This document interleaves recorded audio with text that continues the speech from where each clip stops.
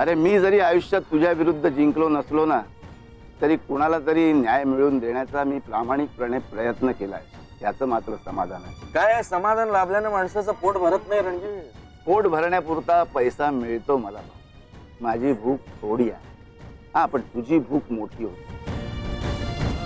रमा, प्रश्न एका रमा कोरडेच्या अस्तित्वाचा नाहीये, संपूर्ण स्त्री जातीच्या अस्तित्वाचा आहे, कळलं तुला?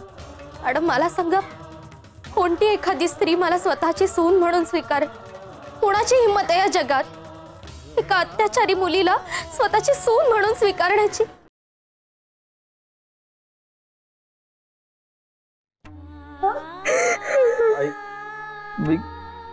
मी माझ्या खोलीत पडलो होतो, जर असा डोळा लागला असेल माझा तर तेवढ्यात नयनच्या खोलीत आवाज यायला लागला। कोण? नामदेव आला का? नामदेव? दिलीप? आई बाबा, विशाल दादा। एवढ्या मोठ्याने किंकाळ ऐकलं आणि मी अस्वस्थ झालो। मी हाका मारल्या नयनला, कोण आहे तिकडे? नयन? नयन हाका मारतेस का तू? पण ती काय उत्तरच देईना, ती उत्तर देत नव्हती, पण किंकाळ्या मात्र जोरानं तिच्या ऐकायला येत होत्या।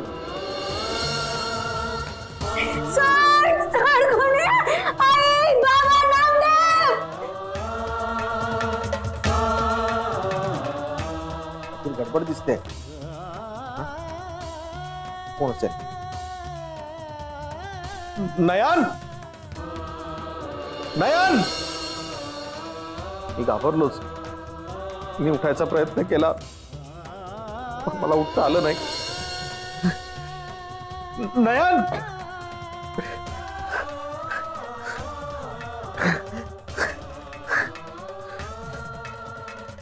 कोण आहे रे?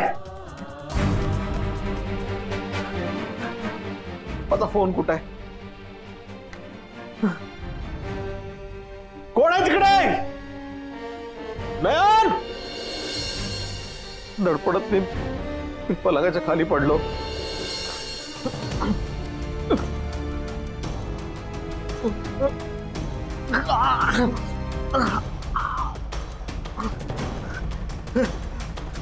नयन? कोण आहे?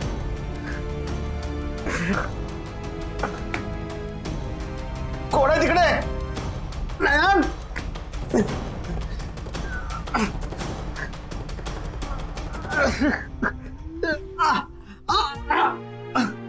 नयन? नयन? कसं तरी घासत घिसत मी हॉल पर्यंत आलो। नयन? कोण आहे तिकडे?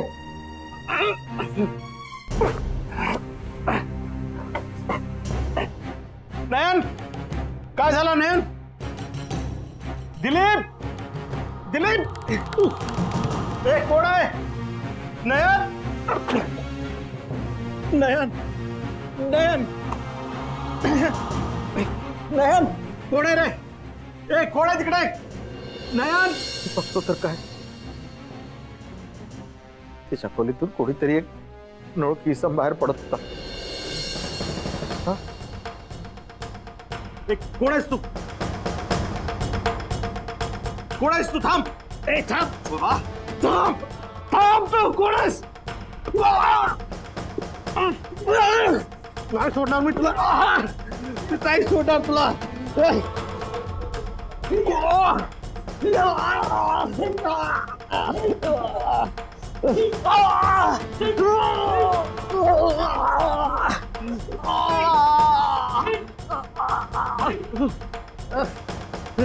थांब थांब.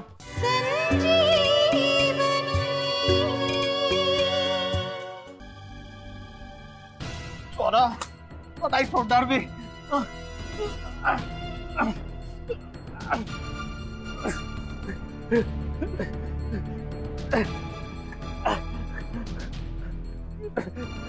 थांब थांब थांब. नयन मी आलो. नयन नयन तू बोलत का नाहीयेस? नयन नयन नयन नयन नयन येतोय. नयन नयन तू ठीक आहेस ना? तू बोलत का नाहीयेस? नयन नयन नयन नयन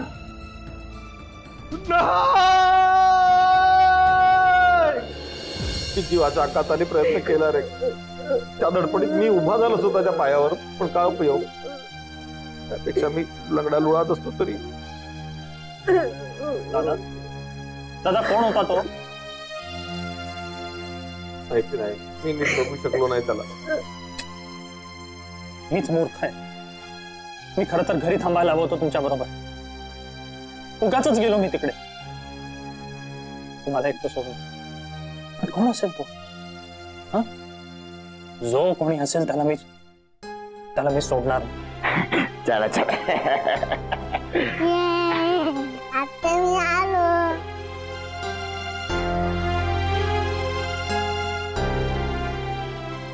आता तुला माहित आहे ना, त्या उंदराने मांजराची गोष्ट आहे. मांजर किती वाईट असतात ना. आता तू लढत का बरं आहे? काका काय झालं? रडत का बरं आत्या? तर सांग ना काय झालं?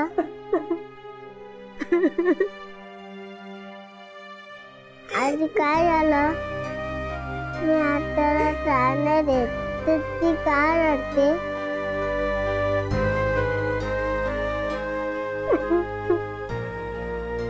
सॉरी आत्या, माझी काही चूक झाली का? हा थँक्यू थँक्यू थँक्यू. हा हे तसं काही नवीन नाही माझ्यासाठी. ह्या सगळ्या किस्से. बरं पांडे साहेब नंतर फोन करते. नयन काय झालं? यशोधर काय झालंय?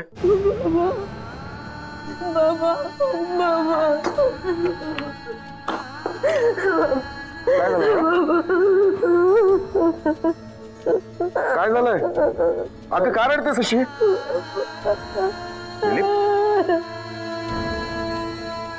विशाल विशाल काय झालंय? अरे तुम्ही सगळे गप्प का? बाबा काय झालं विशाल? बाबा खूप मोठं अघटित घडलं. काय?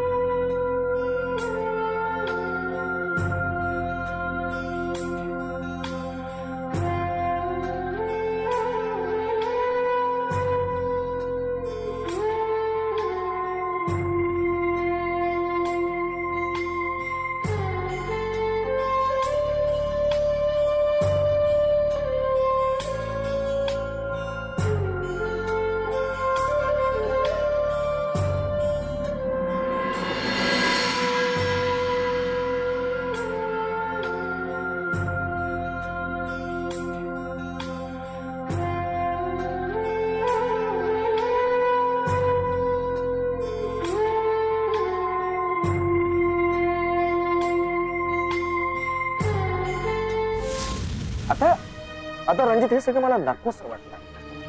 हा, पण यापेक्षा तू असं का नाही म्हणत की हे सगळं करायला तुझं मन तुला ग्वाही देत नाही?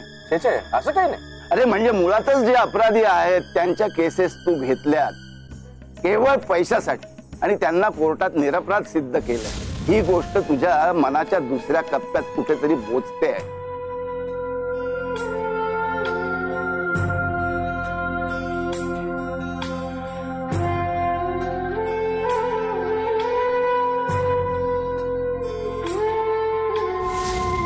तुझा चेहरा सांगतोय भाऊ, तू जिंकलास, पण खरं तर तू हरलायस हे तुला माहिती आहे तुझ्या मनात. भाऊ, परमेश्वर करो आणि काही अघटित न घडो. अरे आपण जे पेरतो ना तेच उगवतं, हा निसर्गाचा नियम आहे भाऊ.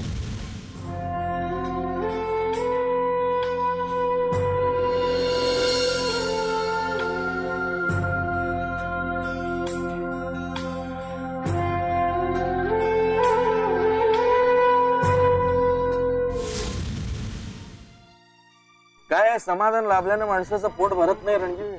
पोट भरण्यापुरता पैसा मिळतो मला, माझी भूक थोडी आहे. हा, पण तुझी भूक मोठी होती, तुझ्या गरजा मोठ्या होत्या, तुला जास्त हवा होतं, तुझ्या पोटाचा घेर वाढला होता.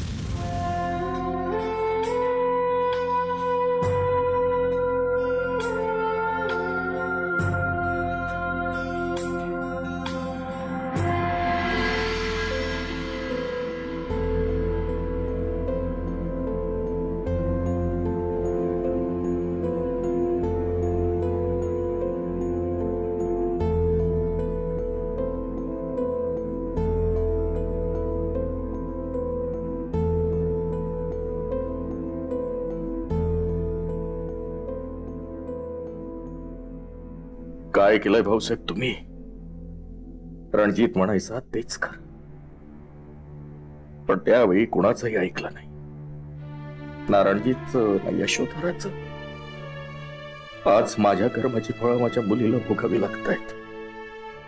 माणूस एक वाईट कृत्य करतो, त्याचे पडसाद मात्र त्याच्या घरावर पडतात, घरातील प्रत्येक सदस्यांवर. याचा विचार आधीच केला असता तर आज हा प्रसंग बघायची पाळी आली नसती. भाऊसाहेब, तूच दोषी आहे. हे सगळं घडलं तुझ्या चुकीमुळे.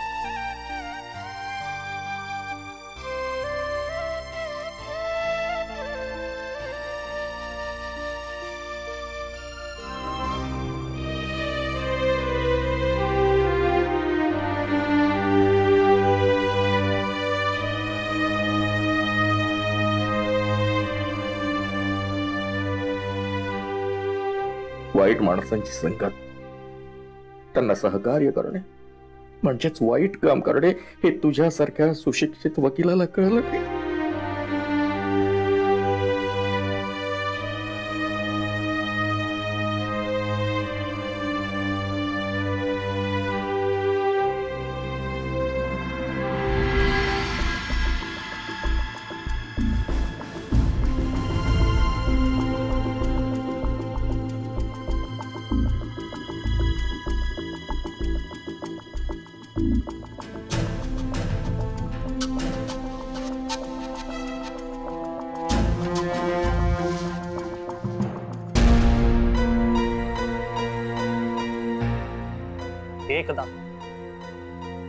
एकदा जर तो मला दिसला ना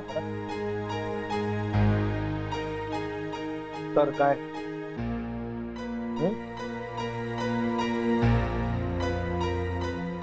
काय करणार आहेस? कायदा हातात घेणार आहेस? मग काय करायचं? उद्या सगळीकडे आपली बदनामी होईल दादा. प्रेसवाले फ्रंट पेज वरती मुद्दाम बातमी देतील फोटो सकट की प्रतिष्ठित वकील भाऊसाहेब गुप्ते यांच्या मुलीवरती घरात घुसून अत्याचार झाला. तेव्हा आपण काय करणार? आतापासून आपण हातपाय चालवायला नको? नाही रे, गप्प नाही बसायचं, सडेतोड उत्तर द्यायचंय त्याला. अरे पण उत्तर कोणाला द्यायचं? शिक्षा कोणाला करायची? कोण गुन्हेगार आहे तो आधी सापडायला तर हवा आपल्याला. दादा, तू त्याला पाहिलं तर ओळखू शकशील? नाही रे, नाही ओळखू शकणार मी त्याला. अरे त्यावेळी असं नीट जवळून निरखून त्याला मी नाही बघू शकलो ना. आपण लवकरच काहीतरी पुरावे शोधायला हवेत दादा. काहीतरी पुरावा सापडेल आपल्या घरात. असले लोक पुरावे सोडत नसतात दिलीप. गुन्हेगार कितीही हुशार असला ना तरी काही ना काहीतरी पुरावा सोडतोच मागे गुन्हा करत असताना. कसला पुरावा? हा ही चेन राहिली होती, तिच्यावरून काय करणार आहे? नाही पण दिलीप असा रागा करून उपयोग नाही. मग काय करायचं? गप्प बसायचं? सध्या तरी आपल्याकडे दुसरा कुठलाही पर्याय नाही. पर्याय हा शोधावा लागेल दादा. काहीतरी पर्याय शोधावा लागेल. मिळेल, आपल्याला पर्यायही मिळेल आणि उपाय. पण तोपर्यंत जरा शांत डोक्याने विचार करायला हवा.